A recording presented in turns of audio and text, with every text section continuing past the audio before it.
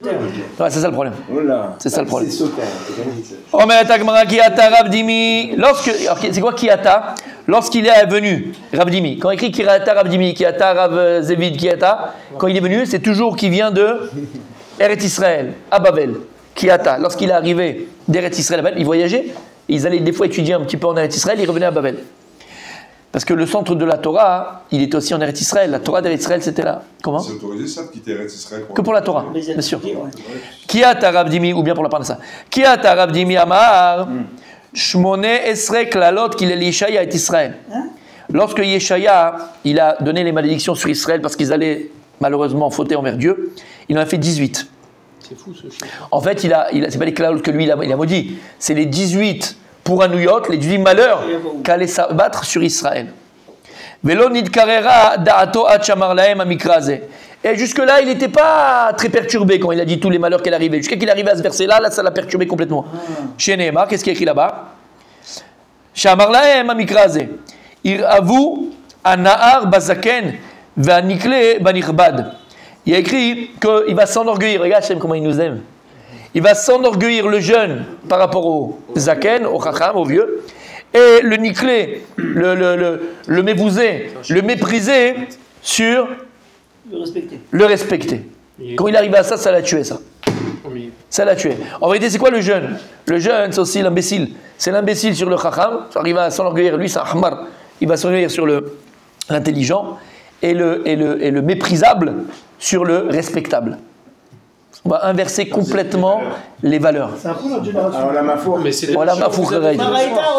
Pendant la guerre, le show que vous avez fait. Je ne me rappelle plus. Hein. Mais si, c'était exactement la même phrase. Sauf que, c'était quel rave qui a... Et vous avez repris dans le texte, et en fait, il y avait une autre lecture. C'est qu'en fait, dans la génération où les jeunes, ils sont... Ah non, ça c'était mercredi. Oui, mais c'est le même... Ouais, exactement. Ouais. Mais là, dans le mal, a priori. Ouais. Le Ben Israël lui a fait dans le tov. Exactement. Donc quand il arrivait à ça... Ouais, lorsqu'il est arrivé à ça, donc là, ça l'a perturbé, quoi, ça l'a fait même beaucoup de peine. La Gemara, elle vient, elle dit, il dit, il y a 18 pour un New York, 18 malheurs, où Yeshaya a prédit qu'il allait s'abattre sur Israël. C'est lesquels? Dirtiv pour 18, il y a écrit Dirtiv, il y a écrit. Dans le Perek Aleph, Pasuk He.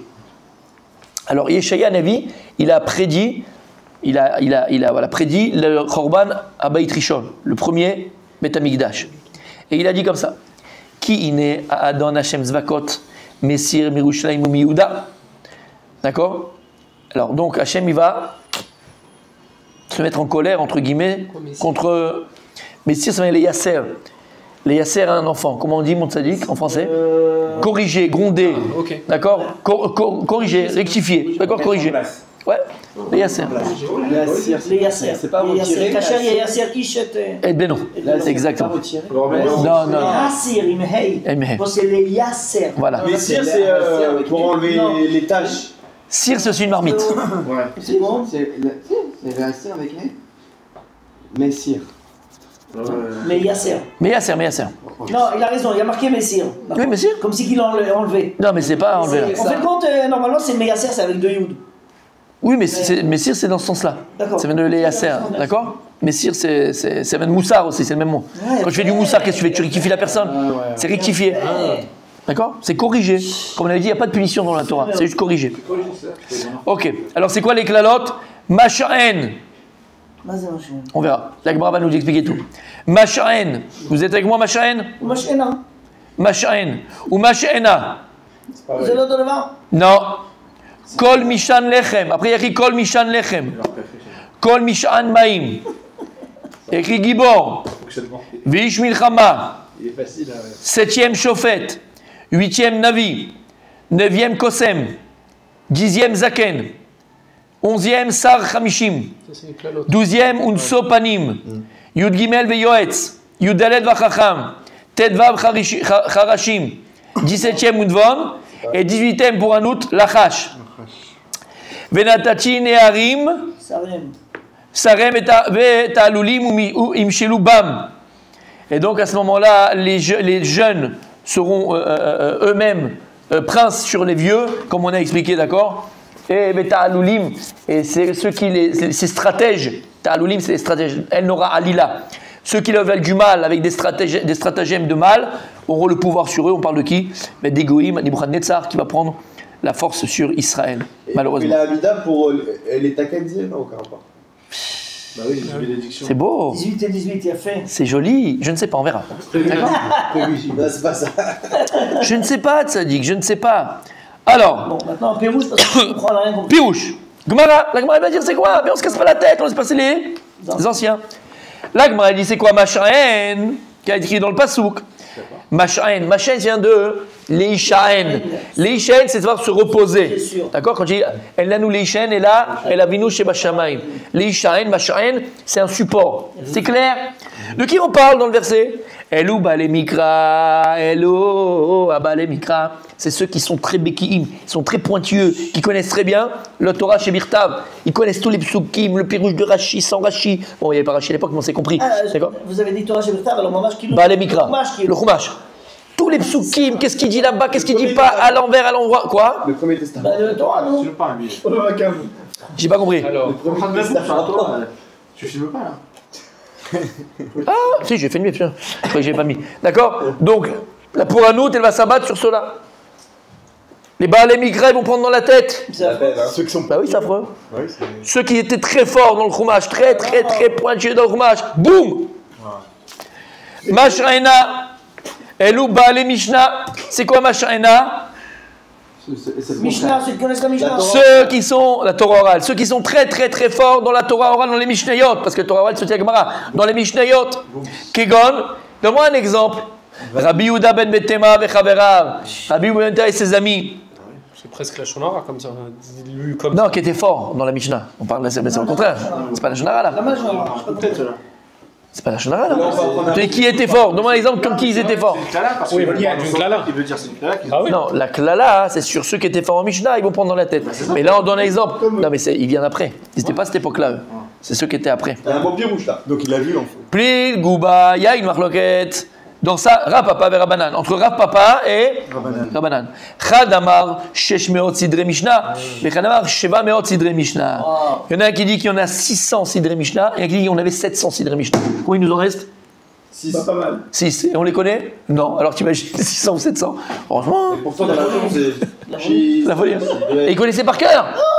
Rabbi Yehuda ben Tema, il connaissait les 600 ou les 700, ça dépend Marc Loquet combien il y en avait, par cœur. Tout, l'explication, le pourquoi, le comment, le pshat, ésotérique. Non, là, il ne vivait pas 500, là. Là, c'était 120, 130, 110. Il y a une remarque intéressante quand même. Attends, on va tout faire. Mais si tu veux parler maintenant, vas-y. Mash'en, c'est masculin. Et Mash'ena, c'est Mishnah, c'est féminin. Donc, ouais, mais c'est Torah orale. Ouais. De là, on apprend que les femmes, elles parlent beaucoup. Parce que les féminins oral, elles parlent beaucoup. Bon, faites-lui plaisir. Faites-lui plaisir. Non, ce que tu dis, c'est vrai, de toute façon. Non, faut pas faire. Je croyais que tu allais dire autre chose. On peut pas passer ça. Je croyais que tu allais dire autre chose, mais c'est pas grave, regarde. Non. C'est misogyne. Sache qu'il ne veut pas montrer sa chorma clairement, et il cache sa chorma. Comment on a appelé Baalé Mikra? Mash'en. Mash'en, c'est la Torah Shibirtav. Mash'ena, c'est du féminin, c'est la Torah orale. La Torah Shibirtav, c'est le masculin, c'est le Zachar. La Torah orale, c'est le Zachar. Et la Torah écrite, c'est le Zachar. Et la Torah orale, c'est le féminin. Mais exactement dans le même ordre d'idée que tu dis. Parce que la parole, le dibour, elle est donnée aux femmes. C'est le féminin. Donc je te dis, il y avait, en rigolant. Mais c'est la vérité. D'accord? Alors toi, chez Birtav, qui est cartésienne. Voilà. Sarah, Tishakabin, les Nashim, et le reste pour le reste du monde. Donc, c'est pas bête ce que tu dis. Pour Mash'ena, masculin et féminin. C'est interdit d'étudier la Torah orale. Oui, parce qu'elles le sont. Mais dans le Chinou, c'est la femme qui donne la Torah. Il a fait merde. Interdit, faut pas dire interdit. Il a fait merde. Et nous, les hommes, c'est le Moussar. Shma beni Moussar avicha. Maltitosh Torah timecha. C'est exactement ça. C'est le masculin qui donne le féminin qui donne le masculin. Exactement. C'est clair? Ouais. On continue, messieurs. Demain, il y a une très belle chazara de Rabbi Abraham. Kol Mish'an Lechem. C'est qui Rabbi Abraham? C'est Philippe pour les intimes. Kol Mish'an Lechem. C'est quoi Kol Mish'an Lechem? Tout support pour le pain. Elou Balé Talmud. Ça, c'est ceux qui connaissent la Gemara. La Gemara, de l'eau en large, de large en haut. Parce que c'est quoi en vérité? C'est le lechem. C'est quoi la Torah Shibirtav? La Torah Shibirtav. Bâche du repas. Après, on a la Torah orale, l'explication. Et c'est quoi la Gemara? L'explication de la Mishnah. Là, c'est vraiment là quand tu vas manger. Tachles, qu'est-ce que je dois faire? D'accord? C'est ça. C'est comme si tu avais les couverts. Ça, c'est la Torah, les couverts, l'assiette, les couverts, la cire, la casserole. Ça, tout ça, c'est la Torah Shebir. Tab, s'il n'y a pas ça, tu peux rien faire. Après, on a la Torah orale. C'est quoi? La Mishnah. C'est les ingrédients que tu mets. Et quand tu vas manger, c'est quoi? C'est la Gemara. C'est la Gemara. Il a fait. C'est bon? Chez Nehemar, lechou lachmou belachmi, ushtu beyayin masachti. Comme il y a écrit dans le verset, allez manger mon pain et buvez mon vin. Et donc, c'est quoi? On parle de quoi? On parle de la Gemara. Vechol mishan maim. C'est inspiré de ça, l'acrobate. Hein? Oui. Vechol mishan maim. Mais connaissez tout ça, c'est un Tana. Vechol mishan maim et tout support à l'eau. Elou bale agada. Ça, c'est mon gardas. Ça, c'est mon gardas. Elou bale agada. C'est tous ceux qui connaissent les agadot à chasse. Tous ceux qui ont les histoires. C'est quoi les histoires? Maase Merkava. Les histoires qu'on a vues dans la Gemara. D'accord? Toutes les histoires qu'on rencontre dans la Gemara, les agadot. Les agadot. Quand il y a écrit là-bas dans Maseret Kiddushin. En Yaakov. En Yaakov, lorsqu'Akadosh Baruch Hu, il y a écrit là-bas, Barati et Serara, Bati et toi Tavlin, et ça ressemble à un papa qui a fait son fils, et il lui dit, tu gardes là le pansement, alors tout ça c'est des Agadot. Balé Agadot. L'eau, le maïm. Pourquoi? Parce que quand tu fais du En Yaakov, lorsque tu viens, tu racontes l'histoire de la Gemara, on a souvi une soif, c'est ta soif de Torah. C'est ce qui ouvre le cœur, c'est ce qui ouvre le cœur, ça a souvi une soif. Chez Moshrin Libo, chez la dame, ce qu'on vient de dire maintenant. Parce que les paroles d'Agadot, les histoires de la Gemara, elles attirent le cœur, elles ouvrent le cœur. Maïm, Kemaïm, Be'agada. Comme l'eau pour les Agadot. Gibor, c'est Baal Shmot. C'est quoi Gibor, le fort? Baal Shmot. C'est quoi Baal Shmot? C'est quelqu'un qui a beaucoup écouté des halachot, psukot. Tu lui fais ça, un Ilkut Yosef vivant. Toute la halachot, il connaît toute la halachot. Il a entendu. Il connaît par cœur. Toute la halachot. Ça, c'est Gibor. Puis tzitzit, halakha, siman, machin. Ça, c'est Gibor. Gibor. Lama, Ezou. Gibor. Et c'est ça? Parce que qu'est-ce qu'il fait les Tserara? Avant. Et après. Aïe, aïe, aïe. D'où ce qui a écrit? Ezé Wachir. À sa mère Bechelko. Shel Chavero. La personne qui est la plus riche du monde, c'est celle. C'est celle. Ben, tu vois, voilà. C'est celle. Azo Hachir. Nous, on dit c'est quoi? C'est le plus riche. Ah, c'est quelqu'un qui est content de sa part. Non. Ah, mais c'est magnifique. Quelle est la personne qui est le plus riche? Qui est vraiment riche, celle qui connaît ce qu'il a. Non, la personne la plus riche, la mère Bechelko, quelqu'un qui est heureux de sa part à l'autre. Chelko chez le Chavero. Bechelko. Quand ton ami vient, il dit j'ai acheté une nouvelle voiture, j'ai acheté une nouvelle maison, je vais me marier, j'ai acheté ça. T'es heureux pour lui comme c'était pour toi. Cette personne, c'est la plus riche du monde. C'est ce que t'as dit? C'est moi ça. C'est ce que t'as dit? Content pour lui. Est-ce qu'elle est belle, t'as fait un riche? Et il y en a, pas beaucoup, mais il y en a. Je suis content pour il y en a. Ouais. Voilà. Je suis venu là. Il est comme ça, lui. C'est vrai, j'avoue, il est content. Grand cœur. Mais c'est plus qu'un grand cœur, c'est plus qu'un grand cœur. Oui. Je peux pas, s'il vous plaît, parole du Gardas, Kodesh Kodashim. Le Gardas remplit. Oh là là, j'aime quand tu dis ça. C'est une chose, il a dit Ezéo Hachir. À Samar Bechelko, blablabla, blablabla. Il a un truc extraordinaire. Oh là là! Il a dit comment on écrit Hachir, Imraïn, Shin, Yud, Resh. Moi je ne connaissais pas ça. Ouais. Il a dit celui qui est riche, bah, c'est celui qui a Aïn, qui a ses deux yeux, Baruch Hashem. Shin, Shinaïm, il a ses dents, Baruch Hashem. Yad, Adam, il a ses deux mains avec tous ses doigts. Et Resh, Raglaim, il a ses jambes. Et il a raconté une histoire. Il a fait. Maintenant. Respect, messieurs, respect, messieurs.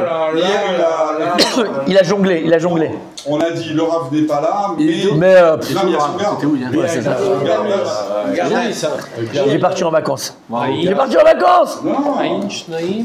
parce que c'est bon, parce qu'il a. C'est un kiff, c'est magnifique. Il a le Gardas, Blaina, Bémet. Tu l'as bien formé. Blaina, non, c'est lui tout seul. On Il termine, on n'a pas fini. avait une belle base. Vos petits-enfants. Gibor Zebal Shmuot. Veish Milchama, c'est qui le Ish Milchama? זה שיודע ליסה וליתן מלחמה של תוירה. c'est quelqu'un qui sait négocier, qui sait parler dans la Torah. Quelqu'un, il te dit, le garde il te dit, tu sais, j'ai lu dans Shulchan Aruch, là-bas, il dit comme ça, le Rabbi Yosef Karo, hein?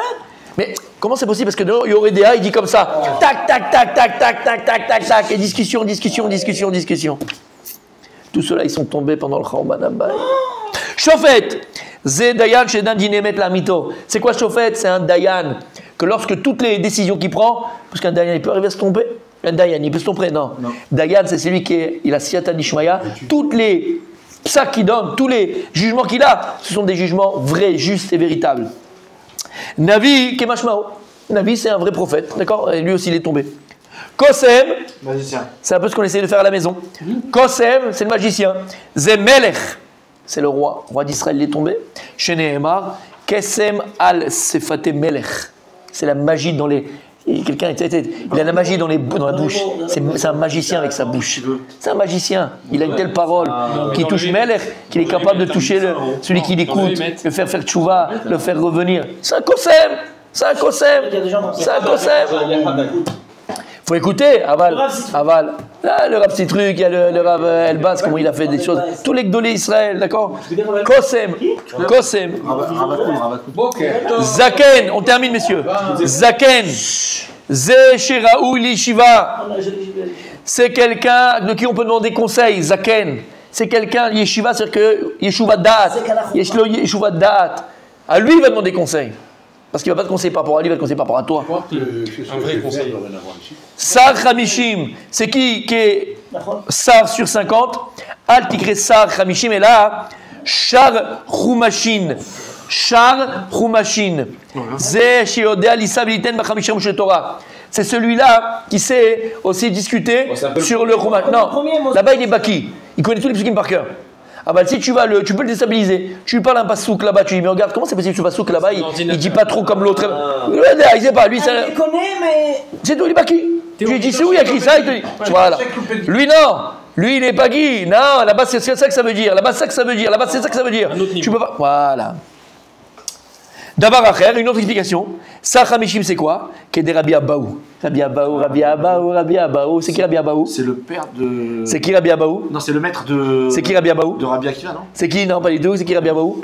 Celui qui a été capable de répéter 400 fois à son élève. Messieurs, n'oubliez pas, Abaou.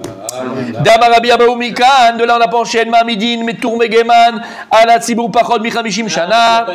De là on apprend, à l'époque il y avait tellement de monde à la yeshiva qu'il y avait le Rav qui faisait le cours et il y avait quelqu'un qui répétait les paroles du Rav.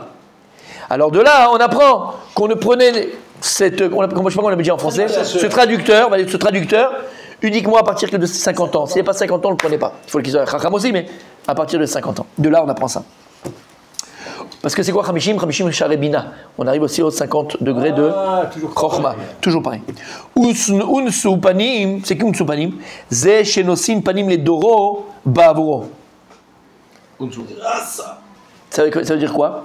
C'est que on parle de gens que lorsqu'Akadosh Borou il voulait mettre une tannée à sa génération, lorsqu'Hachem il le regarde lui, il dit non parce que lui il est là, je ne touche pas à la génération. Même lui, vous avez de la chance. Grâce à lui la génération est protégée.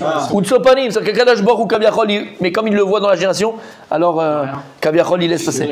Comme il y a écrit là. De rien. Kegon, Rabbi Hanina ben Dossa, par exemple, Rabbi Ben Dossa.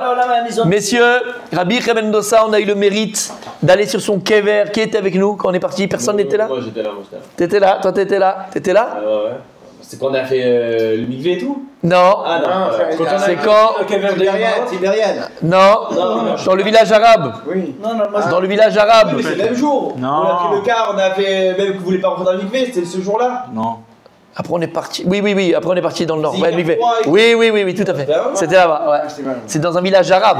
Au milieu d'un village arabe. Ça craint, on est rentré. Ça craint. dans une. Exactement. Ouais, c'était avec nous. Il a fait, je me rappelle. Il a fait. Après on les voit Hana.